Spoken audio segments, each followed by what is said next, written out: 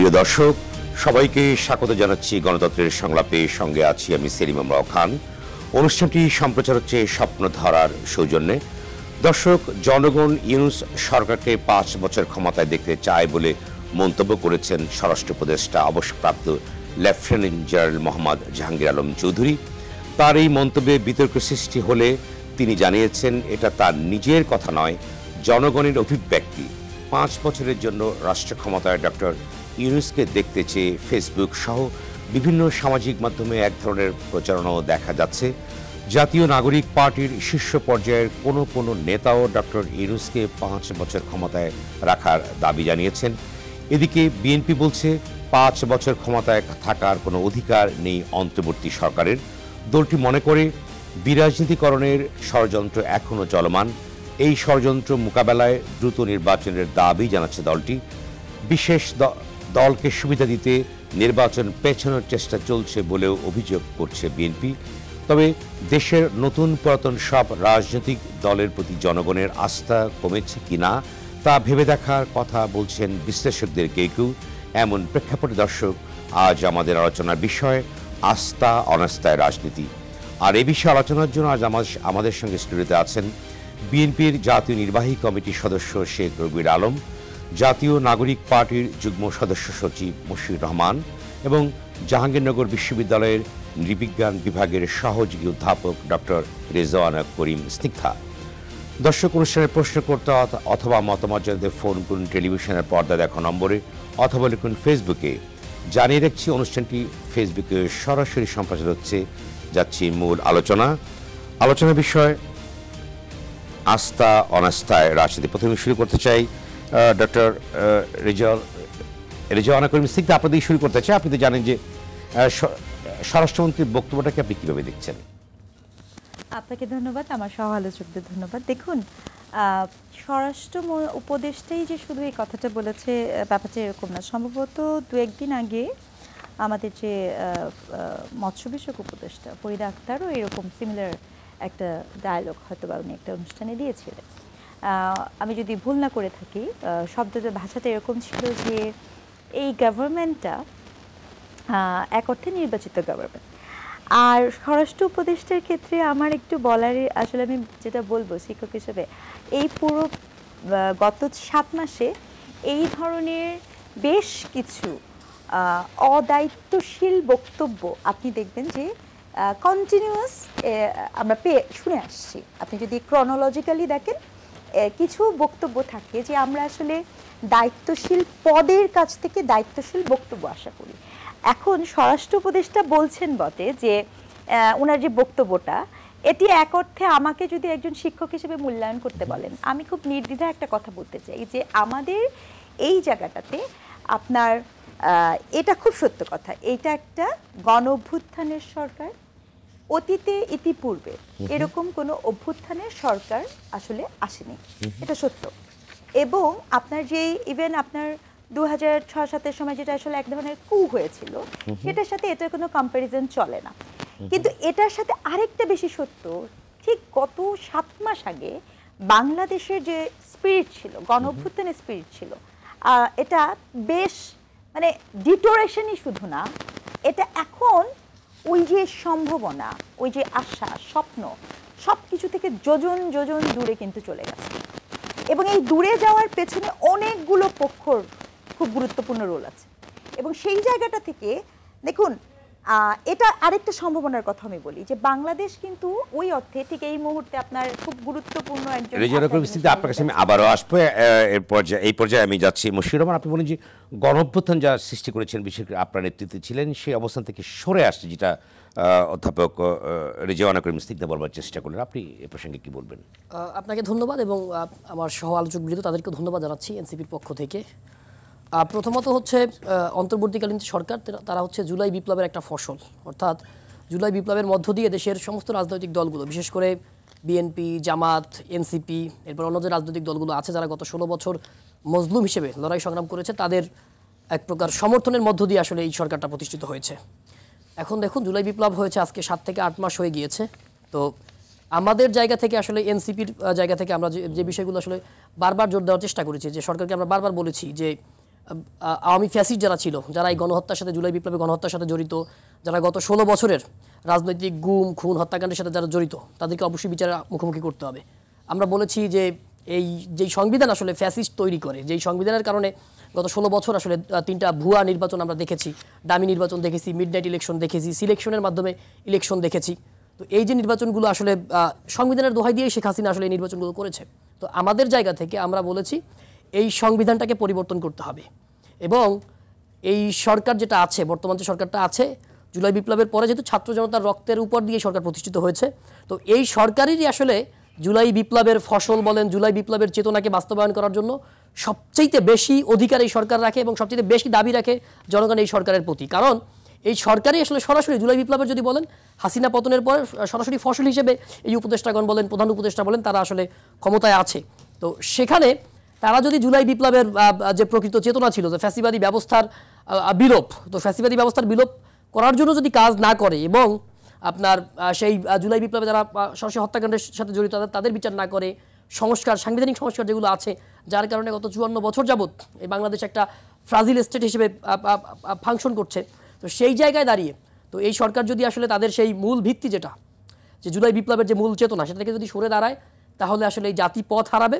তো সেই জায়গায় দাঁড়িয়ে আসলে আমরা এনসিপি যারা করছি, আমরা বিশ্বাস করি যে এই সরকারকে আমরা বেশ কিছুদিন সময় আমরা দিয়েছি এবং ছোট প্রশ্ন করি, সেটা আপনি বলুন যে বলে যে আপনাদের জুলাই বিপ্লবের চেতনার কথা বলেছেন, যে আপনারা সে কথা বলেছেন, কিন্তু কতদিন এই সরকার ক্ষমতায় থাকবে অনির্বাচিত অবস্থায়? যে প্রশ্নটি বিএনপি সহ বেশ কয়েকটি রাজনৈতিক দল তুলেছে যে কতদিন অনির্বাচিত অবস্থায় থাকবে, এবং অন্যান্য দলের একটি আন্দোলন ছিল মানুষের ভোটাধিকার নিশ্চিত করার। তাহলে 17 বছর ধরে কিন্তু তারা ভোটাধিকারের জন্য কিন্তু আন্দোলনটা করেছে, বিএনপি আন্দোলন করেছে, এখানে কোথায় যাবে?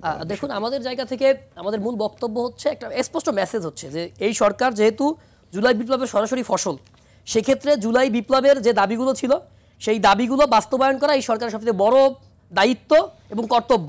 সেই জায়গায় নাম্বার 1 হচ্ছে জুলাই ম্যাসাকারের সাথে যারা জড়িত প্রত্যেককে বিচারের আওতায় নিয়ে আসতে হবে। গত 16 বছরের এই রাজনৈতিক গুম খুনের সাথে যারা জড়িত প্রত্যেককে এর আয়তাধীন নিয়ে এসে আইনের বিচারের মুখোমুখি করতে হবে, এবং যে এই সংবিধানের কারণে আজকে এই ধরনের একটা পরিস্থিতি তৈরি হয়েছে, সেই সংবিধান পরিবর্তন। জুলাই বিপ্লবের একটা অন্যতম দাবি ছিল শেখ হাসিনা পতন, সেটি তো হয়েছে, এবং আপনাদের বিচার প্রক্রিয়া কিন্তু বেশ মামলা হয়েছে এবং সে প্রক্রিয়া শুরু হয়েছে। তাহলে এগুলো শেষ করতে তো দীর্ঘ সময় লাগলে নির্বাচনে কি দীর্ঘ সময় হবে না?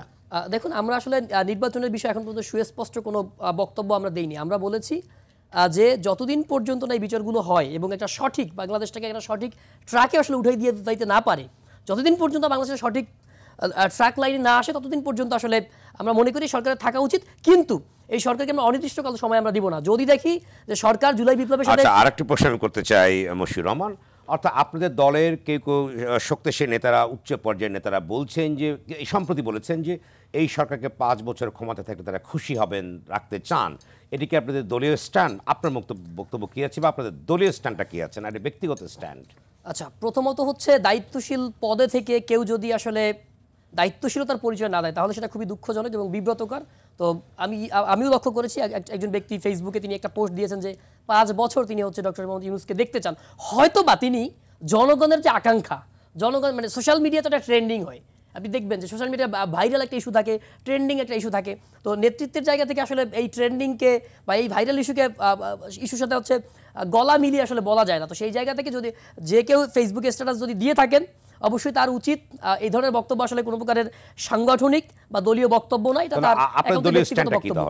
আমাদের বক্তব্য হচ্ছে একদম সরাসরি যদি বলি, যত দ্রুত সম্ভব, অ্যাজ আর্লি অ্যাজ পসিবল এই জুলাই বিপ্লবের যে মূল চেতনা ছিল, এই ফ্যাসিস্ট হাসিনার হচ্ছে বিচার নিশ্চিত করা, খুনি আওয়ামী লীগের বিচার নিশ্চিত করা, এবং এই যে সংবিধানটা আছে এই সংবিধান যথাযথ সংস্কার করে, অর্থাৎ গত 54 বছরের যে ফাঁকফোকর আসলে যে রাষ্ট্রটা ছিল, যার কারণে আসলে জুলাই বিপ্লবে হেলিকপ্টার দিয়ে আমার দেশের জনগণকে গুলি করে হত্যা করা হলো, সেই ব্যবস্থাগুলোর পরিবর্তন করতে যতটুকু সময় লাগে ততটুকু সময় নিয়ে এরপরে জনগণের ভোট এবং ভাতের অধিকার ফিরিয়ে দেওয়াটাই হচ্ছে এই সরকারের সবচেয়ে বড় দায়িত্ব, সেটা যত দ্রুত সম্ভব। ধন্যবাদ। আবার আসবে আপনার কাছে। শেখ রবিউল আলম, আপনি কি বলবেন এর প্রসঙ্গে? অর্থাৎ তারা বলছে বিচারের প্রসঙ্গে বলেছেন, সংবিধান সংস্কারের প্রসঙ্গে বলেছেন, এবং যতটা সময়ের প্রয়োজন ততটা সময় তারা দিতে চাইছেন।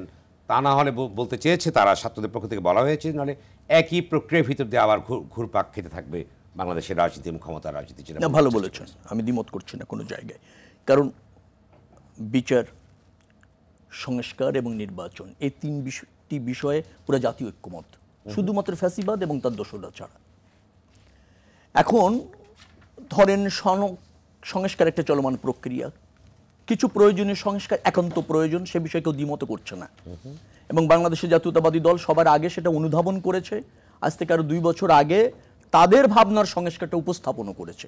সেই সংস্কারের মধ্যে শাসনতন্ত্রের সংস্কার আছে, শাসন কাঠামোতে সংস্কার আছে, রাজনীতিতে সংস্কার আছে, প্রাতিষ্ঠানিক সংস্কার আছে, আমরা সেগুলো উপস্থাপন করেছি। এখনো পর্যন্ত ওই সংস্কারগুলির বাইরে আরো প্রয়োজনীয় সংস্কার কোনো দল থেকে কিন্তু বিস্তৃতভাবে তুলে ধরা হয়নি। ইতিমধ্যে অন্তর্বর্তীকালীন সরকার কিন্তু সংস্কার নিয়ে সংলাপ করেছে, প্রস্তাবনা দিয়েছে, মতামত আসছে। আমার ধারণা হচ্ছে অধিকাংশ প্রয়োজনীয় সংস্কার, সে কিন্তু একটা কথা ভালো বলেছে যে সাংবিধানিক সংস্কার, আমরাও বলছি সাংবিধানিক সংস্কার প্রয়োজন আছে। যে সংবিধানটা আমাদের ছিল সেই সংবিধানটা রাজনৈতিক উদ্দেশ্যে ব্যবহৃত হয়েছে কিছু অ্যামেন্ডমেন্ট করে, সেটা যদি চেঞ্জ করা যায় আমার মনে হয় এই সংবিধানই একটা জনকল্যাণের সংবিধান হতে পারে। এবং সে জায়গায় আমার মনে হয় যে এনসিপির নেতা দ্বিমত করেনি। এখন প্রশ্নটা হচ্ছে, আপনি যদি নির্বাচনকে সংস্কার বিচারের সাথে শর্ত হিসেবে জুড়ে দেন, তাহলে সেটি জনগণের নির্বাচিত সরকার প্রতিষ্ঠার ক্ষেত্রে কোনো কোনো সময় অন্তরার হয়। মনে রাখা দরকার যে সরকারটি আছে এটা কি সরকার? আপনি যদি বলেন এটা সরকার না, সরকারের সংজ্ঞাটা কি? সরকার হচ্ছে জনগণ কর্তৃক প্রত্যক্ষ ভোটে নির্বাচিত একটি কর্তৃপক্ষ নির্দিষ্ট মেয়াদের জন্য, সেটা এটার না। এই জন্য আমরা কিন্তু সরকারের আগে অন্তর্বর্তীকালীন শব্দটা ব্যবহার করেছি, কারণ এটা সংকটকালীন স্বল্প সময়ের সরকার। তার মূল কাজই হচ্ছে, মনে রাখবেন, রাষ্ট্রে কখনো নির্বাচিত গণতান্ত্রিক ব্যবস্থাপনায় নির্বাচিত সরকারের ঘাটতি থাকার সুযোগ নেই, এটা ম্যান্ডেটরি রাষ্ট্রে। তবে কখনো কখনো সেই ব্যত্যয় ঘটে যখন কোনো অভ্যুত্থান হয়, গণ অভ্যুত্থান, যখন কোনো বিশেষ পরিস্থিতি হয় যেখানে নির্বাচিত সরকার ক্ষমতা ছাড়তে বাধ্য হয়, এই পরিস্থিতিতে সংকটকালীন এই সরকার হয় এবং সেই সরকারের মূল কাজই থাকে আরেকটি নির্বাচিত সরকার প্রতিষ্ঠিত করা। কিন্তু আমরা দেখতে পাচ্ছি, হ্যাঁ, সংস্কার, তারপর বিচার, এগুলি প্রয়োজন, কিন্তু সেগুলি করতে গিয়ে প্রায় ডিসেম্বরেও যদি নির্বাচন হয়, আমার ধারণা 17 মাসের মতো সময় লাগছে। এটা যথেষ্ট সময়। এই সময়ের মধ্যে সরকারকে উপযোগী পদক্ষেপ নিতে হবে, মনোযোগী হতে হবে এবং জনগণের ভোটাধিকারের ভিত্তিতে সরকার প্রতিষ্ঠিত করতে হবে। আমি একটা কথা বলতে চাই যে জনগণ বলছেন, আপনি যে স্বরাষ্ট্র উপদেষ্টা বলছেন জনগণ চায় তারা 5 বছর ক্ষমতায় থাকুক। আমি এখানে টকশো করে যাওয়ার পর নিশ্চয়ই একটি দুটি কমান্ড পাবো যে শেখ রবিউল আলমকে মহাসচিব হিসেবে দেখতে চাই। আচ্ছা, আমি ছোট ছোট প্রশ্ন আমি তুলে দিই ভিতরে। অর্থাৎ আপনারা তো বাংলাদেশের বৃহত্তর দল আন্দোলনে সবসময় ছিলেন, কিন্তু সম্প্রতি ফেসবুকে সোশ্যাল মিডিয়াতে কিন্তু উঠছে যে প্রফেসর ইউনূস সাহেবকে আমরা 5 বছর ক্ষমতা দেখতে চাই। তো এটি কি আপনাদের দল হিসেবে আপনাদের ব্যর্থতা কিনা? অবশ্যই উঠছে, এটা প্রফেসর ইউনূসের একটা যোগ্যতা বলবো আমি, কিন্তু সেটা কি মেজরিটি মানুষের চাওয়া? মনে রাখবেন, সব রাজনৈতিক দলকেই তো জনগণ ক্ষমতায় দেখতে চায়। এই যে এনসিপি হয়, ওদেরও দেখা যায় না যে বিএনপি দেখতে চায়। প্লিজ বলতে দেন না, জি বলুন। ধরেন বাংলাদেশে 100-র কাছাকাছি রাজনৈতিক দল আছে। এই রাজনৈতিক দলের অনুসারীরা সবাই তো চায় তার দলটাকে ক্ষমতায় দেখতে। ক্ষমতায় কে যায়? এই যে ভোট, তার মেজরিটি সমর্থন বা ভোট যারা পায় তারা ক্ষমতায় যায়। কিছু কিছু মানুষ তো বিচ্ছিন্নভাবে সবাইকে ক্ষমতায় দেখতে চায়, সে যে দলের অনুসারী। এখন ধরেন ইউনূস সাহেব নামাজ পড়তে গেলেন, নামাজ শেষে কিছু মানুষগুলো আপনাকে ক্ষমতায় দেখতে চাই। আবার স্বরাষ্ট্রমন্ত্রী গেলেন, উপদেষ্টা গেলেন কাজ বিভিন্ন পথসভায় বা যে কোনো একটা কর্মকাণ্ডে, সেখানে কয়েকজন বলল আপনারা ক্ষমতায় থাকেন। এই থাকাটা কি আপনার 12 কোটি মানুষের ম্যান্ডেট? এই থাকাটা কি সমস্ত মানুষের ম্যান্ডেট? হ্যাঁ, তাই যদি হয় তাহলে ডক্টর ইউনূস সাহেবের নেতৃত্বে যারা 5 বছর ক্ষমতায় থাকার অফার ইতিমধ্যে বিচ্ছিন্নভাবে কিছু মানুষের কাছ থেকে পেয়েছেন, তা তার আস্থা বাড়াতে পারে, ক্ষমতা ছেড়ে দিয়ে সেটা নতুন রাজনৈতিক দল এনসিপির সাথে যুক্ত হতে পারে। আমার কাছে অঙ্গাঙ্গি মনে হয় দুটিকে। আর অঙ্গাঙ্গি না হলেও নতুন রাজনৈতিক দল করে এত মানুষ যেহেতু ক্ষমতায় দেখতে চায়, তাহলে জনগণের ভোটের ভিত্তিতে ক্ষমতায় যাওয়ার সুযোগ তো তাদের আছে। কিন্তু আপনি একটা অন্তর্বর্তীকালীন সরকারের সীমিত কিছু দায়িত্ব পালন করতে গিয়ে কিছু রুটিন ওয়ার্ক, আর একটা হচ্ছে গ্রহণযোগ্য একটা নির্বাচনের ব্যবস্থা, সেটি করতে গিয়ে বিচ্ছিন্ন দু একজন মানুষের অফারকে যদি মনে করেন আপনি ক্ষমতায় থাকার হাতিয়ার, এটা যারা বোঝে এবং ভাবে তারা কিন্তু রাজনীতিক না। তাদের মধ্যে ক্ষমতা আচ্ছা, লোভিতা কাজ এখানে করে। একটু ছোট্ট আমি শেষ প্রশ্ন করতে চাই আপনার কাছে। কিন্তু অন্তর্বর্তী সরকারের যারা আছেন উপদেষ্টা, তাদের ভিতরে ধর্ম উপদেষ্টা একসময় বলেছিলেন যে 5 বছর তারা থাকতে পারে, যেহেতু টেনিউরটি শেষ হয়নি গত সরকারের। অন্যদিকে অন্যান্য উপদেষ্টাও বলেছেন যে তারা আরও সংস্কারের জন্য ক্ষমতা থাকতে চান।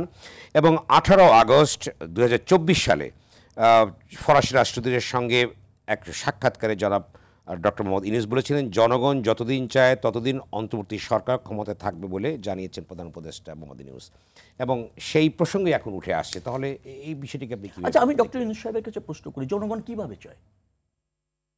উনি জনগণ চাইলে অনেকদিন থাকতে পারে, ভেরি গুড। এবং তারপরে স্বরাষ্ট্র উপদেষ্টাও বলেছেন। আচ্ছা, তো জনগণ চায়টা কিভাবে? জনগণের চাওয়ার প্রক্রিয়াটা কি? সেটা তো ভোট, নির্বাচন। তো এছাড়া জনগণ আর কিভাবে চায়? আর সেটি যদি না হতো, ইউনূসের মতো মহৎ খ্যাতিমান ব্যক্তিত্ব পৃথিবীতে মনে হয় একজন না, আরও আছে, নোবেল অনেক আছে। তাহলে তো আমেরিকাতে শ্রেষ্ঠ অর্থনীতিবিদ অথবা রাষ্ট্রবিজ্ঞানী আমেরিকারা প্রেসিডেন্ট বানিয়ে রাখতো, অর্থমন্ত্রী বানিয়ে রাখতো। ভারতের সবচেয়ে গবেষণালব্ধ যে মেধা আছে তার একজনকে হয়তো নরেন্দ্র মোদী তো আর ভোট পেতেন না। তাদের তো অনেক বিতর্ক আছে, ট্রাম্পের বিতর্ক আছে, কেন সেখানে নিযুক্ত হয় না? মনে রাখা দরকার, রাষ্ট্র ব্যবস্থাপনা এবং জনব্যবস্থাপনা এটি একত্রে অঙ্গাঙ্গিভাবে জড়িত, এবং সেটা রাজনীতিবিদরা করেন, এবং তারা বৈধতা পান ভোটের মাধ্যমে। জনগণই তাদের নির্বাচিত করেন, সিলেক্ট করেন। বিচ্ছিন্নভাবে আমি আপনাকে একটা কথা বলছিলাম, আমারও 2-4 জন অনুসারী আছে, টকশোতে এসে কথা বললে বলে আগামী দিনের মহাসচিব। তার মানে কি আমি মহাসচিব?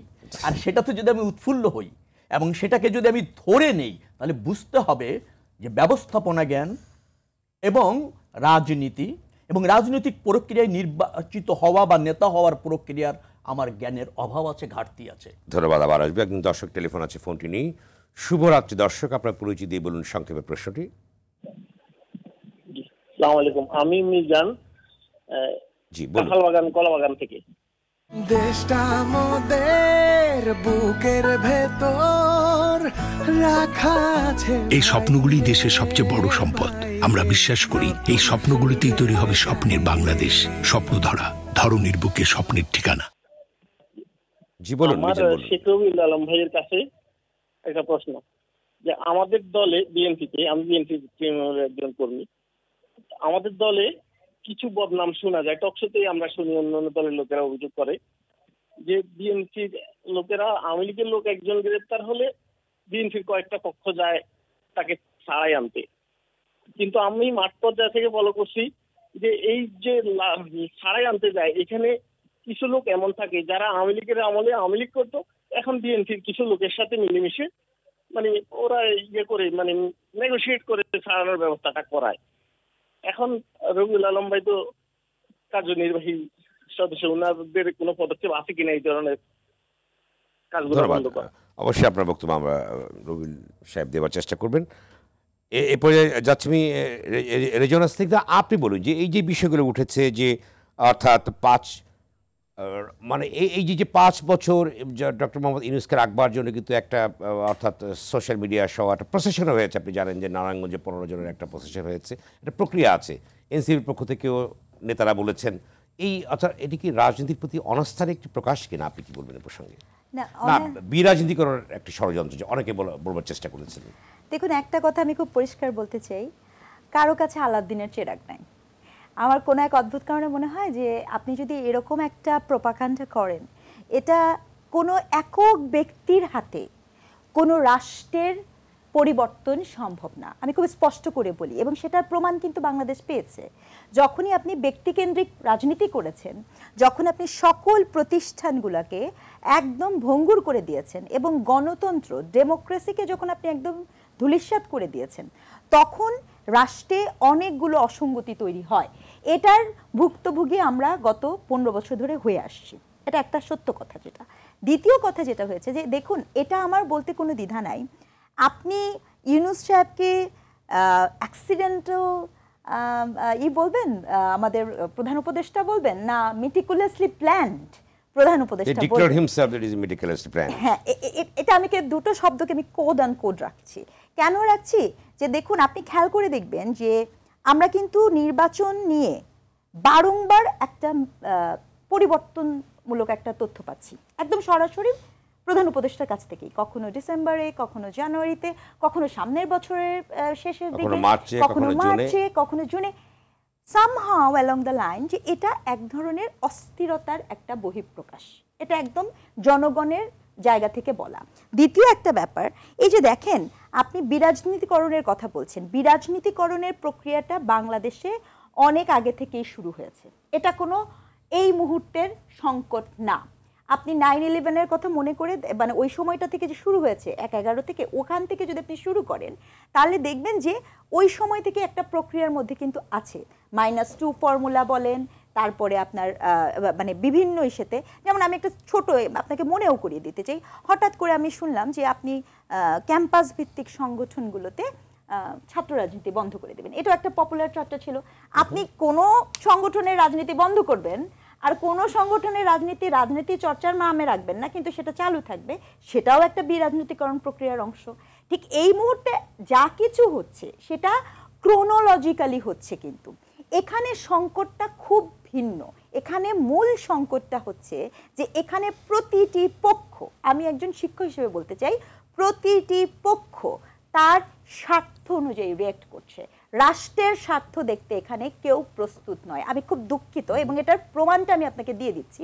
আপনি খেয়াল করে দেখবেন যে এই যে আমরা কি চেয়েছি, অভ্যুত্থানের স্পিরিট কি, সিস্টেমের পরিবর্তন, ব্যবস্থাগত পরিবর্তন, কিন্তু রাইট, এই ব্যবস্থাগত পরিবর্তন আপনার একদিনে হবে না, এটা ম্যাজিক না। আমি যে কারণে বলেছি কারো কাছে আলাদিনের চিরাগ না।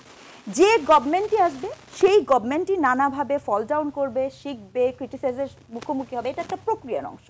আপনি আমাকে এখন মানে আপনি বলে দিলেন আমি সব কিছু রাতারাতি সংস্কার করে দিলাম, একটা সিস্টেম ডেভেলপ করে দিলাম, এটা হয় না কখনো, এটা কোনোভাবে, that is absolutely impossible, dream, কারো পক্ষে সম্ভব না।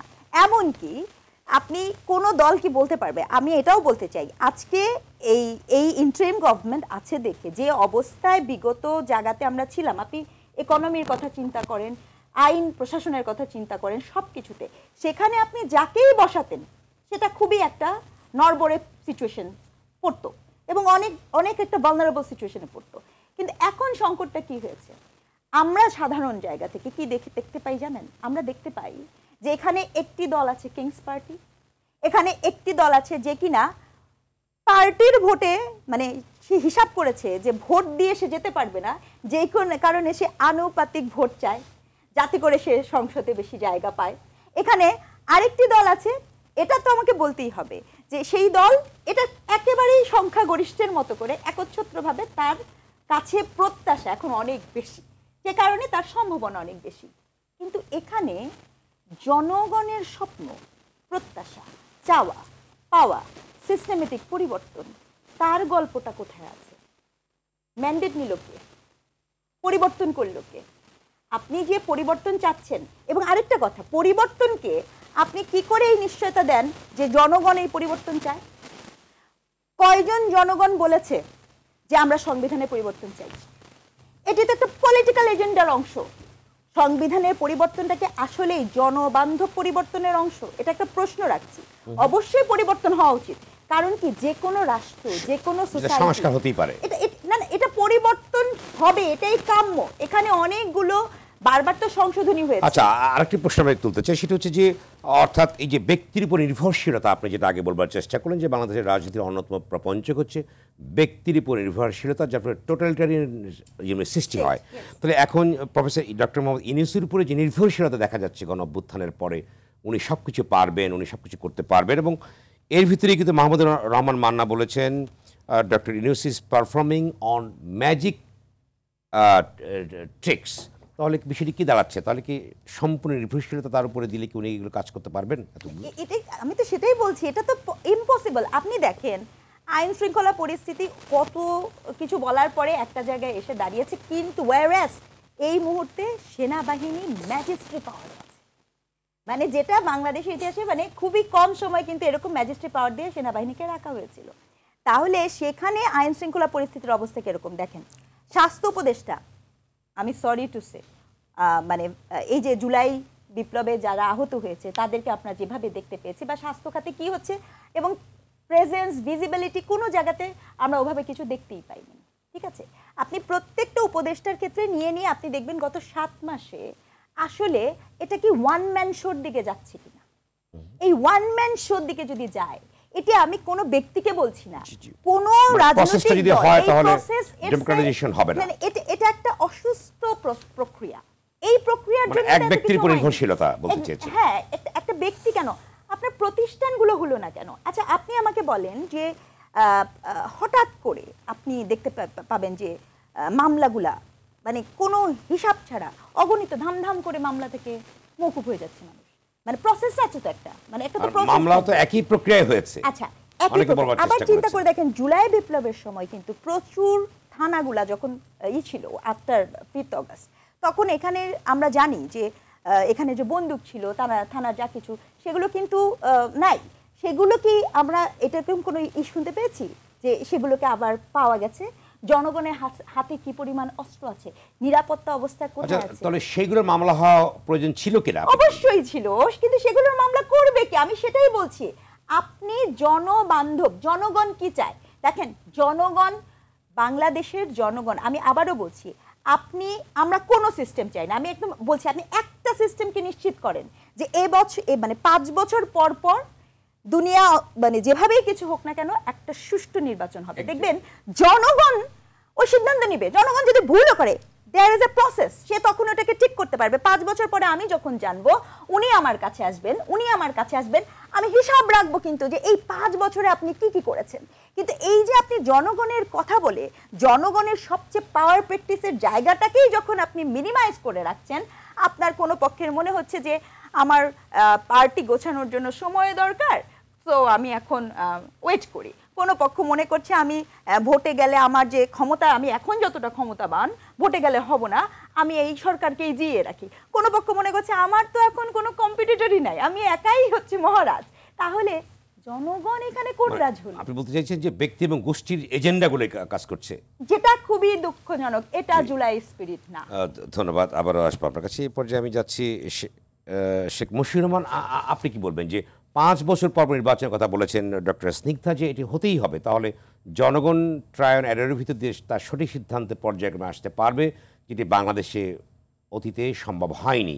এই প্রক্রিয়ার জায়গায় আপনারা কি বলবেন যে বারবার যে পিছিয়ে যাচ্ছে, বা আপনাদেরও কিছু মতামত আছে যে সংস্কার হতে হবে আগে, এইটা নানা রকম কথা বলছে, অনেকেই বলবার চেষ্টা করছেন, কি বলবেন এখানে আপনারা? আচ্ছা দেখুন, এই যে ওয়ান ম্যান শো যেটাকে বলা হচ্ছে, যে ডক্টর ইউনূসের উপরে অতি নির্ভরশীলতা, দেখুন যখন জুলাই বিপ্লব শেষ হয়েছে এবং তিনি যখন দায়িত্বভার গ্রহণ করেছেন, তখন কিন্তু আসলে একমাত্র ইউনূসের উপরে, ডক্টর মোহাম্মদ ইউনূসের উপর নির্ভরশীলতা ছিল না। তিনি তার যে ম্যাজিক্যাল যে পাওয়ার, অর্থাৎ তার যে সমস্ত পৃথিবীব্যাপী তার যে গ্রহণযোগ্যতা, সেই গ্রহণযোগ্যতা দিয়ে তার কাজের মধ্য দিয়ে জনগণের আস্থা অর্জন করেছে। দেখুন আজ থেকে 2 থেকে 3 মাস আগেও বিএনপি বলেন, জামাত বলেন, আমরা প্রত্যেকে আসলে সরকারের উপরে অনেকটা বেজার ছিলাম, নাখোশ ছিলাম, এই কারণে যে সরকার আইন শৃঙ্খলার পরিস্থিতি রক্ষা করতে পারতেছে না, অন্যান্য পরিস্থিতি সব দিকে ঝামেলা হচ্ছে, আওয়ামী লীগ মিছিল করছে। কিন্তু সরকার কিন্তু গত 6-7 মাসের মধ্যে, গত 1-2 মাসে কিন্তু সরকার সেই ধরনের যে ব্যাকফুটে যেটা ছিল সেটা কিন্তু অনেকটা কাটিয়ে উঠেছে। এবং আপনি ডক্টর ইউনূসের শত্রু মাত্রও স্বীকার করবে যে ডক্টর মোহাম্মদ ইউনূস এই পবিত্র মাহে রমজানে জনগণের মনে যে স্বস্তিটা দিয়েছে, এটা বাংলাদেশের অনেকে বলার চেষ্টা করেছেন যে professor doctor Mohammad Yunus Nobel laureate, সম্মানিত ব্যক্তি এবং তিনি প্রধান উপদেষ্টা, কিন্তু যে ধরনের স্ট্রং বক্তব্য দেওয়া উচিত ছিল আইন শৃঙ্খলার পরিস্থিতি নিয়ে, তীর্যক বক্তব্য অনেকে বলবার চেষ্টা করেছেন, সেই ধরনের বক্তব্য তিনি দেননি। এবং বিভিন্ন জায়গায় যে আইন শৃঙ্খলার অবনতি ঘটেছে, যেটা অনেকেই স্বীকার করবার চেষ্টা করেছেন, সেখানে তার কোনো হস্তক্ষেপ তেমন ছিল না বলেই এই অবস্থা হয়েছে। আপনি এই প্রসঙ্গে ডক্টর মোহাম্মদ ইউনূস তিনি যেটা বলেন তিনি সেটা করেন, তিনি ওই ধরনের কথাবার্তা বলেন না যেটা তিনি করতে পারবেন না। তো দেখুন আপনার আইন শৃঙ্খলা পরিস্থিতি যে অস্বাভাবিক ছিল, এটা আমরা যে কেউ স্বীকার করবো। জুলাই বিপ্লবের পরে, একটা অভ্যুত্থানের পরে এটা খুবই স্বাভাবিক ছিল। এবং আপনি যদি দেখেন আওয়ামী লীগ যেভাবে বলেছিল যে আওয়ামী লীগ যেদিন ক্ষমতা থেকে চলে যাবে, 1 রাতের ব্যবধানে 5 লক্ষ লোককে হচ্ছে আওয়ামী লীগের লোককে শহীদ করে ফেলবে, সেখানে তো আপনি পুরো বিএনপি বলেন, জামাত বলেন, এনসিপি বলেন, পুরো বাংলাদেশ মিলেও আপনার সবাই মিলেও আসলে আওয়ামী লীগের 50টা লোককেও শহীদ করে নাই। সেখানে আইন শৃঙ্খলা পরিস্থিতি কিছুটা অবনতি ঘটেছে, কিন্তু আওয়ামী লীগের যে কৃতকর্ম, তাদের যে এক্সপেকটেশন ছিল সেইভাবে আসলে কোনো কিছুই ঘটেনি। এবং এখন দেখুন ডক্টর মোহাম্মদ ইউনূসকে যে 5 বছরের যে একটা রব উঠছে চতুর্দিকে, এটা স্বতঃস্ফূর্ত। এখন এই রব ঠেকানোর জন্য বিএনপি কি করতেছে? বিএনপির যে রবটা উঠেছে আমি যেটা বলতেছি মানে স্বতঃস্ফূর্ত একটা রব উঠছে। দেশটা মোদের বুকের ভেতর রাখা আছে। এই স্বপ্নগুলি দেশের সবচেয়ে বড় সম্পদ। আমরা বিশ্বাস করি এই স্বপ্নগুলিতেই তৈরি হবে স্বপ্নের বাংলাদেশ। স্বপ্ন ধরনীর বুকে স্বপ্নের ঠিকানা।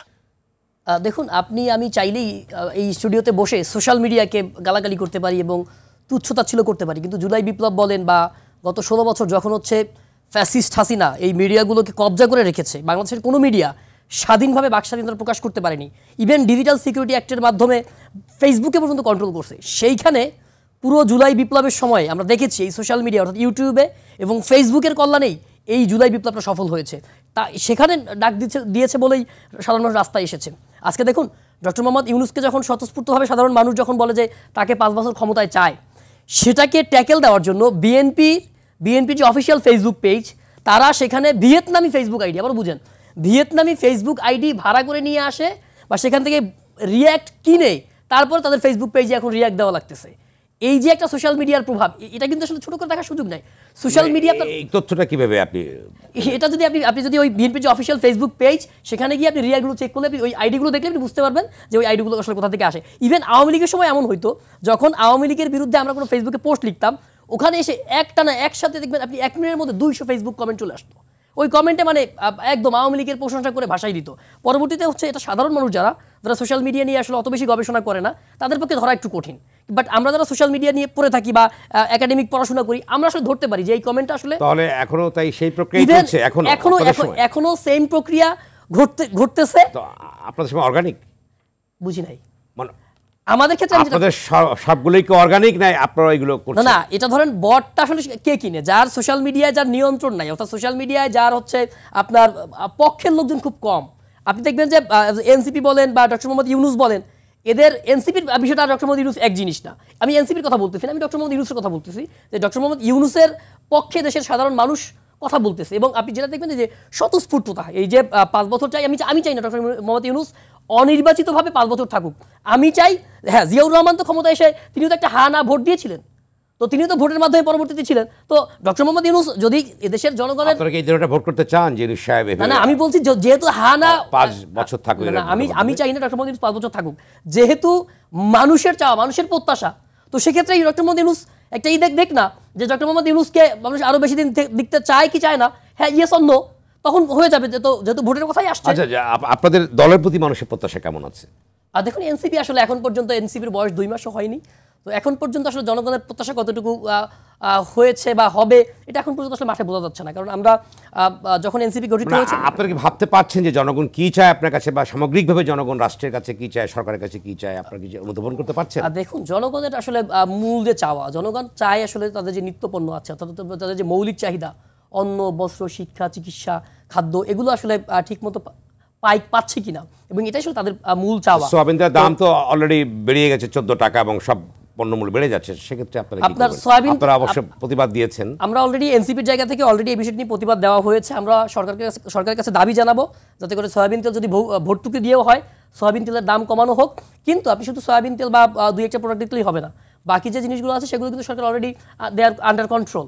তো সেই জায়গায় দাঁড়িয়ে সরকারের প্রতি জনগণের আস্থা আছে, আমাদেরও আস্থা আছে, কিন্তু এই আস্থা কতদিন থাকবে? ছোট্ট একটা প্রসঙ্গের মধ্যে আপনার কাছে, আপনারা আর ছোট্ট একটি 1 মিনিটে বলবেন যেটি যে বাংলাদেশের শিল্প কারখানা বলছেন বিনিয়োগ বাড়ছে, কিন্তু অনেকে চেষ্টা করেছেন যে সুতা ইন্ডিয়া থেকে আসবে না, এর ফলে যদি আসে সেক্ষেত্রে দাম বাড়বে, পণ্যমূল্যের দাম বাড়ছে, শিল্পায়নের ক্ষেত্রে নানা রকম প্রতিবন্ধকতার সৃষ্টি হচ্ছে, 33% গ্যাসের দাম বৃদ্ধি করা হচ্ছে। এই প্রেক্ষাপটে অর্থনীতি কোথায় গিয়ে দাঁড়াবে? আপনারা কি বলবেন এই প্রসঙ্গে? দেখুন ভারতের মতো বন্ধু যারা আছে তারা শত্রুর প্রয়োজন হয় না। যখন বাংলাদেশে ইনভেস্টমেন্ট সামিট চলে সেই সময়ে তারা হচ্ছে আমাদের সাথে করা যে চুক্তি, সেই চুক্তি বাতিল করে দেয়, এবং অর্থাৎ আমাদের ওখানকার কোনো পণ্য তাদের ওখান থেকে আসলে ট্রান্সশিপমেন্ট হবে না। তো সেই জায়গায় দাঁড়িয়ে ইন্ডিয়া বিভিন্ন জায়গা থেকে আসলে চাপ দেওয়ার চেষ্টা করছে বাংলাদেশকে, অর্থনৈতিকভাবে বলেন, রাজনৈতিকভাবে বলেন। সেই জায়গায় সরকার চেষ্টা করছে ইন্ডিয়ার বিকল্প একটা বাজার তৈরি করার জন্য, অর্থাৎ চায়নার সাথে একটা ভালো রিলেশন তৈরি করার চেষ্টা করছে, পাকিস্তানের সাথে একটা ভালো রিলেশন তৈরি করার চেষ্টা করছে, বা ভিয়েতনাম থেকে শুরু করে অন্যান্য যে দেশগুলো আছে যেগুলো বাংলাদেশ থেকে মানে সেখান থেকে আসলে ইন্ডিয়ার বিকল্প হিসেবে ভালো পণ্য নিয়ে আসতে পারবে। তো সেখান থেকে সরকার চেষ্টা করছে, এবং আশা করি আমরা সেই সরকার সেখানে আসবো। শেখ রবিউল আলম, আপনি বলেন যে আগামীকালকে তো আপনার সঙ্গে একটি বৈঠক হওয়ার কথা প্রধান উপদেষ্টার সঙ্গে নির্বাচন সংক্রান্ত বিষয়ে, এই প্রসঙ্গে আপনার কি বক্তব্য আছে? বিশেষ করে নির্বাচন না করলে আপনারা আন্দোলনে যাবেন এমন ঘোষণাও আছে আপনাদের পক্ষ থেকে? আন্দোলন আমাদের যেতে হবে না, মানুষই আন্দোলন করবে। ভোটের অধিকার তো মানুষ, 17 বছর নির্বাচিত সরকার প্রতিষ্ঠিত করার থেকে মানুষ বঞ্চিত আছে। তো তারা তো ভোট দিতে চাইবে, রাষ্ট্র ব্যবস্থাপনায় তাদের উপযুক্ত কর্তৃপক্ষ নির্বাচিত করতে চাইবে, তো সেই আন্দোলন তো থাকবেই, সেটা বিষয় না। আমরা ডক্টর ইউনূস সাহেবের যে অন্তর্বর্তীকালীন সরকার, তাদেরকে বলতে চাই তারা নির্বাচন দেওয়া না দেওয়ার কর্তৃপক্ষ না, তারা নির্বাচন আয়োজন করতে বাধ্য। মনে রাখবেন, সরকার নির্বাচন দেবে কি দেবে না এত সুপ্রিয়র কেউ না। অন্তর্বর্তী সরকারের কাজ নির্বাচন আয়োজন করতে সহায়তা করা নির্বাচন কমিশনকে, তারা সেখানে মনোযোগী হবে, তাদেরকে সেটা বলে দিতে চাই। সর্ববৃহৎ রাজনৈতিক দল আমরা জনরায়ের ভিত্তিতে যে কোনো রাজনৈতিক দলকে ক্ষমতায় যাওয়ার পথ উন্মুক্ত করতে চাই, স্বাগত জানাতে চাই। জনগণ আমাদের নির্বাচিত যদি করে ভোটের ভিত্তিতে, আমরা ক্ষমতায় গিয়ে জনগণের জন্য আমাদের যে কমিটমেন্ট আছে সেটা বাস্তবায়ন করতে চাই, সেটি গণতন্ত্র, সেটি আমাদের দায়িত্ব রাজনৈতিক দল হিসেবে। সে ব্যাপারে সজাগ থাকবো, সক্রিয় থাকবো, প্রতিবাদ করব, প্রতিবাদ রোধ করব, এটাই রাজনীতি। সেটাই করছি 17 বছর ধরে, এখনো করছি, প্রয়োজন যদি হয়। সমস্যা হচ্ছে কি, হাস্যকর কিছু কথা বললে ভালোই লাগে, মানে উত্তর দিতেও লাগে। ভিয়েতনাম থেকে আইডি কিনে নিয়ে আসছে, এরকম কিনা যায়নি আইডি বাই দেন তো, আমি অনেক কিছু আইডি কিনে নিয়ে আসি ভিয়েতনাম থেকে। বাংলাদেশ জাতীয়তাবাদী দলের পক্ষে পেজে একটা পোস্ট হয়েছে, বাংলাদেশ জাতীয়তাবাদী দল পৃথিবীর সমস্ত জায়গায় তার ফলোয়ার আছে, তার ফ্রেন্ড আছে, সেখানে মন্তব্য করে, সেখানে ধরেন কমেন্টস করে, লাইক দেয়। এটা তো ওয়ার্ল্ড ওয়াইড, এটা তো এনসিপি না যে সচিবালয়ে আছে আর কয়েকজনের পকেটে আছে, নট লাইক দ্যাট। তো আপনি আইডি কিনবেন কি করে? কত সুন্দর কথা বললেন, হানা ভোট এক সময় হয়েছে জিয়াউর রহমানের সময়। তিনি কি জানতেন যে তখন ভোট ব্যবস্থাপনা বন্ধ করে দেওয়া হয়েছিল বাকশাল কায়েম করে? তখন তো ভোটই ছিল না। তা নাকি জানেন যে রাজনীতি নিষিদ্ধ ছিল, কোনো রাজনৈতিক দল ছিল না?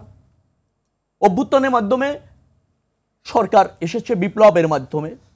সেই বিপ্লবী সরকার ক্ষমতায় উনাদের মতো এই কয়েকদিন থাকবেন কিনা, ক্ষমতায় আসার মাত্র 17 দিনের মাথায় হানা ভোট দিয়েছিল যে এ কয়েকদিন থাকা যাবে কি যাবে না। এটাকেই তো বলে গণতন্ত্র, জনগণের প্রতি আস্থা, জনরায়ের প্রতি আস্থা, তাই না? তো সেটা আর বাংলাদেশে গণতন্ত্র বিদ্যমান, সংবিধান বিদ্যমান, রাজনৈতিক উন্মুক্ত, ভোটের ব্যবস্থা উন্মুক্ত। আওয়ামী লীগ ক্ষমতায় থাকতে গিয়ে কিছু কারেকশন করে নিজের মতো ভোট করেছে, তার থেকে উত্তরণের জন্য অন্তর্বর্তীকালীন সরকার আনলাম, সবাই মিলেমিশে ভোট করবো উৎসব মুখর পরিবেশে, জনরায়ের ভিত্তিতে যে কোনো রাজনৈতিক দল ক্ষমতায় যাবে, সেখানে একটা হানা ভোট লাগবে ওনাদের, বলতে চায় ওনারা। আবার রাজনীতি করতে চায়, আবার জুলাই বিপ্লব ধারণ করে। আপনি ভাবেন ক্ষমতার মোহ মানে মানুষের কোথায় যেতে পারে। খুবই ভালো কথা, আপনারা যে পরিবর্তনগুলি করতে চান সেটা নির্বাচনী স্তরে আনেন না, এনে জনগণের কাছে যান, ভোট করেন, নির্বাচিত হন, প্রতিষ্ঠিত করেন, আমরা স্বাগত জানাবো। এবং ওনারা যদি এও মনে করেন যে এনসিপিটা করেছে, বলেছে যে নির্বাচন যদি হয়ে যায় সংস্কার ছাড়া, তাহলে আবার একই বৃত্তে ঘুরপাক। কে বলেছে সংস্কার ছাড়া নির্বাচন হবে? সংস্কার তো সবার আগে আমরাই বলেছি। আমরা তো এখনো বলছি যে নির্বাচন সময়ের প্রয়োজন, তারা বলছে সময়ের প্রয়োজন। কেন সময় প্রয়োজন হবে? আপনি যে যে বিষয়গুলিতে একমত, কিছু অর্ডিন্যান্স জারি করে আপনি কিছু সংস্কার করতে পারবেন, আর কিছু সংস্কার সংসদ ছাড়া করতে পারবেনই না। আপনি সংবিধানে হাত দিতে পারবেন না, কোনো সুযোগ নেই। সংবিধানে যদি আপনাকে সংস্কার করতে হয়, সেটা সংসদে বসে হয় ঐক্যমতের ভিত্তিতে অথবা মেজরিটির ভিত্তিতে আপনাকে করতে হবে। একটা গোষ্ঠী চিন্তা করলো সেটাই সংস্কার, একটা গোষ্ঠী চিন্তা করলো সেটাই হবে রাষ্ট্র বিনির্মাণের হাতিয়ার। ছোট প্রশ্ন, কালকে তো আপনারা অর্থাৎ সাক্ষাৎ করতে যাচ্ছেন, এবং প্রথম এজেন্ডাটা কি থাকছে এখানে? আমি প্রথমেই বলেছি, আমরা সংক্ষেপে বলতে চাইবো যে নির্বাচন নিয়ে, যে নির্বাচন ছাড়া কোনো সরকার থাকতে পারে না। ইতিমধ্যে সরকার 7 মাস অতিবাহিত করেছে, ডিসেম্বর হলো 17 মাস হবে। প্রয়োজনীয় সংস্কার করার যেগুলি আপনি এক ঐক্যমতের ভিত্তিতে করতে চান, বিএনপি একমত আছে, সংস্কার করে দ্রুত নির্বাচনের ব্যবস্থা করতে হবে, সেটা জনগণের দাবি। এবং সর্ববৃহৎ রাজনৈতিক সরকার যদি আরো সময় নেয় তখন আপনারা কি করবেন? আমার মনে হয় জনগণ তো মানবে না, এবং বাংলাদেশের জাতীয়তাবাদী দল, জনগণ না, আপনারা মানবেন না? কোনটা? জনগণও মানবে না, আমরাও মানবো না, অন্য রাজনৈতিক দলও মানবে না, কেউ মানবে না। কারণ কি? শোনেন, ম্যান্ডেট ছাড়া, ভোট ছাড়া কোনো ব্যক্তি রাষ্ট্রে অপরিহার্য না। রাষ্ট্রে একটা নির্বাচিত সরকার থাকা বাধ্যতামূলক। আমি একটু কথা বলবো প্লিজ, আপনি টেনে নিন এরকম। আমি ম্যাডামের কথার সাথে খুবই একমত। একটাই সংস্কার দরকার, জনগণের ক্ষমতায়ন। মেয়াদ শেষে জনগণের কাছে ভোটের জন্য আপনি যাবেন, জনগণ বিচার বিশ্লেষণ করে তার জনপ্রতিনিধি নির্বাচিত করবে, তার সরকার নির্বাচিত করবে। এই প্রক্রিয়া যদি আপনি অব্যাহত রাখতে পারেন, আমরা একদম শেষ করে চলে এসেছি। ধন্যবাদ। তাহলে আপনি 1 মিনিটে বলুন, আপনি যে একটু সাম আপ করেন যে বিষয়টি কি দাঁড়াচ্ছে, এই যে দ্বন্দ্ব, সংঘাত, কনফিউশন, ধূম্রজাল, নানা রকম বক্তব্য উঠছে, অথচ একটা বড় ধরনের গণ আন্দোলন হয়ে গেল, তারপরে এই অবস্থা দলগুলোর ভিতরে কি ভবিষ্যৎটা কি? একটু আশার আলো, আমি খুব অপটিমিস্টিক, আমি প্যাসিমিস্টিক হতে চাই না, কারণ এই যে আলাপটা হচ্ছে এটাই তো মিসিং ছিল। এটা একটা অর্জন, এটা একদম আমি স্পষ্ট করে বলতে চাই, এটা একটা অর্জন। এটা খুবই সত্য যে আমরা যে মানে শৈশবে সারা রাত জেগে বিটিভিতে বসে থাকতাম যে কোথায় কোনি হচ্ছে, এটা একটা সম্ভাবনা। কিন্তু এটাও সত্য, আমি কিন্তু ব্যক্তিগতভাবে, আমি কেন, আমার ধারণা প্রত্যেকটা সচেতন নাগরিক খুব শক্তিশালী কিছু বিরোধী পক্ষ চায়, কারণ আমরা তো আমি তুমি ডামি দেখেছি, আমরা আমি তুমি ডামি চাই না, এটাও সত্য। এবং আমি আসলেই মনে করি যে জনগণকে ক্ষমতায়িত করা খুব জরুরি, প্রতিষ্ঠানগুলোকে শক্তিশালী করুন, রাজনীতি মুক্ত করুন। যদি কাউকে রাজনীতি মুক্ত করতে হয় তাহলে বাংলাদেশের প্রতিষ্ঠানগুলোকে, রাষ্ট্রায়ত্ত প্রতিষ্ঠানগুলোকে মুক্ত করে দেন, মানুষের জন আকাঙ্ক্ষা প্রকাশের সুযোগ করে দেন। ধন্যবাদ। আর ছোট্ট প্রশ্ন করে রবিউল আলম বলেছেন যে আপনার এনসিপি আছে সচিবালয়ে, এনসিপি আছে কয়েকজনের পকেটে, আপনি কি বলবেন সংক্ষেপে বলুন একদম। জুলাই বিপ্লবের আগেও বিএনপি সব জায়গায় ছিল, গত 16-17 বছরও সব জায়গায় ছিল, কিন্তু শেখ হাসিনার একটা পশমও ছিটতে পারে নাই। তো এনসিপির জায়গা থেকে বলি যে সালাউদ্দিন আহমেদের মতো একজন দায়িত্বশীল পদে থেকে একজন নেতা, তিনি জুলাই বিপ্লবের পরে খুব ভালো করে বলেছেন যে ছাত্ররা বিপ্লব করে আমাদেরকে মুক্তি দিয়েছে। মির্জা ফখরুল ইসলাম সাহেব বলেছেন ছাত্ররা আমাদেরকে মুক্তি দিয়েছে, বড় বড় নেতারা বলেছেন মুক্তি দিয়েছে। সেই সালাউদ্দিন আহমেদ সাহেব এই 7 মাস পরে এসে বলেন জুলাইতে কোনো বিপ্লবই হয় না, ওটা ছিল একটা রিজিম চেঞ্জ, অর্থাৎ ভোটের জন্য জনগণ আন্দোলন করেছে। যখন 7 মাসের ব্যবধানে যখন তাদের বক্তব্যগুলো পরিবর্তন হয়ে যায় এবং যখন বলে যে নির্বাচন ছাড়া কিছুই হবে না, সবকিছু তারা করবে, ইভেন দায়িত্বশীল পদে থেকে যখন বলে যে ওদের কলমের খোঁচার কোনো সংস্কার আমরা মেনে নিব না, মির্জা আব্বাসের মতো একজন লোক যখন এই কথা বলে, তখন ছাত্রদের মনে ভয় হয়, বাংলাদেশের জনগণের মনে ভয় হয় যে তারা যে সংস্কারগুলো করতে চায়, তারা যে 2000 মানুষের জীবনের বিনিময়ে পাওয়া বাংলাদেশ, এই বাংলাদেশ যখন আবার আরেকটা নব্য ফ্যাসিবাদের জন্ম হবে না, যারা কিনা এই সংস্কারকে না মেনে কলমের খোঁচা আবার পরিবর্তন করে দিবে, তখনই আসলে আমাদের লড়াইটা হয়। তখনই আমরা চাই যে ডক্টর মোহাম্মদ ইউনূসের ক্ষমতা আরো বেশি দীর্ঘায়িত হোক এবং তিনি ওইভাবে সংস্কার করে দিয়ে যাক যে এই সংস্কার করার পরে আর কোনো দল এসে সেটাকে পরিবর্তন করতে পারবে না। ধন্যবাদ আপনাদের তিনজনকে আলোচনা অংশ নেবার জন্য। রবিউল ভাই, আচ্ছা হ্যাঁ, আপনি 30 সেকেন্ডে বলুন। আচ্ছা, যাই হোক, সে বলেছে ইয়াং ম্যান, আমি একটা জায়গায় বলতে চাই, সেটা হলো যে বিরাজনীতিকরণের একটা প্রক্রিয়া বাংলাদেশে আছে, রাজনীতি নিধনের একটা প্রক্রিয়া আছে, এবং কিছু মানুষ তারা নিজেদেরকে খুব সুপিরিয়র মনে করে, বাট জনরায়কে ভয় পায়, জনগণের কাছে যেতে চায় না। তারা খুব জানেন, বোঝেন, বিজ্ঞ, তারা অপরিহার্য, তারা ছাড়া চলে না, কিন্তু ভোটের রাজনীতিতে তারা যেতে চায় না। মনে রাখা দরকার, গণতান্ত্রিক ব্যবস্থাপনায় সিদ্ধান্ত নেবে জনগণ, সেই জায়গায় আপনাকে আস্থা অর্জন করতে হবে। এবং এনসিপি একটা নতুন রাজনৈতিক দল, তারাও যেহেতু রাজনৈতিক দল করেছে, তাদের গণমুখী হওয়া উচিত, গণকল্যাণ, জনসমৃদ্ধি এইটা ধারণ করে রাজনীতি করা উচিত। কারণ কোনো একটা বিশেষ ব্যক্তি বা গোষ্ঠী, একটা কথা আপনাকে বলি, সে যে ব্যক্তি হোক, ব্যক্তি যখন অপরিহার্য আপনি মনে করবেন, তখন মনে করবেন ওটাই ফ্যাসিজম, ওটাই ফ্যাসিবাদ। প্রাতিষ্ঠানিক সংস্কার প্রয়োজন আছে, প্রাতিষ্ঠানগুলি ফাংশন করার প্রয়োজন আছে, এবং তার জন্য হচ্ছে প্র্যাকটিসের দরকার। এটা আপনি ইম্পোজ করতে পারবেন না। মনে রাখবেন, যেখানে যেখানে ফ্যাসিবাদ পৃথিবীতে হয়েছে, এবং শেখ হাসিনা সহ, সেখানে একটা সংবিধান ছিল, সংবিধান দিয়ে ফ্যাসিবাদ রহিত করা যায় না। ফ্যাসিবাদ তৈরি হয় হচ্ছে যে প্রক্রিয়া, সেটা হচ্ছে গায়ের জোর, ক্ষমতা, রাষ্ট্রযন্ত্র ব্যবহার, এই পদগুলির উদ্যোগ করতে হবে। বিএনপি সবসময় জনগণের ক্ষমতায়ন চাচ্ছে, জনগণের ভোটের অধিকার চাচ্ছে, জনগণের ভোটে নির্বাচিত সবচেয়ে বড় কমিটমেন্ট। দর্শক, স্বপ্নধারা নিবেদিত গণতন্ত্রের সংলাপ আজ এ পর্যন্তই। সঙ্গে থাকবার জন্য ধন্যবাদ সবাইকে।